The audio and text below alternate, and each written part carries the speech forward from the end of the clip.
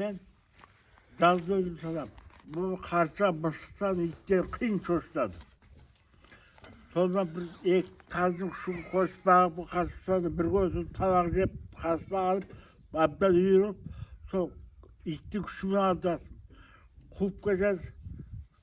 Apat pusağa kırıp geçeceğiz. Karşıya varımız osurup kaladı. Karşıya vargana keyin ana koyan da son arasına gitmedi. Sonda var ona it var kupçan.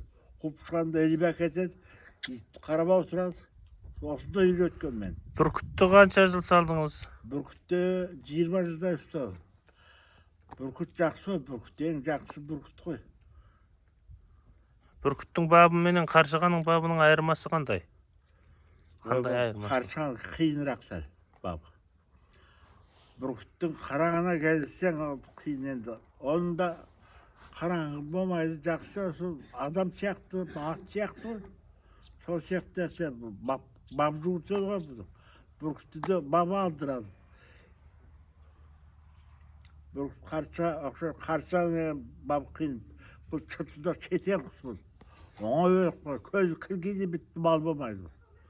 Көлікті өліп қалады. Ал көлік далиып түскенде дереу кептер торғын маузопта қан бір тамыз бердің алдында бұл тіріліп шыға келді. Осындай нәрсе бұл. Сонда аштықтан өле ма сонда? Ne kölük bitidi mesela ağaçta yüzü. Bunu suya arıqta tıratu der çıkara. Tamam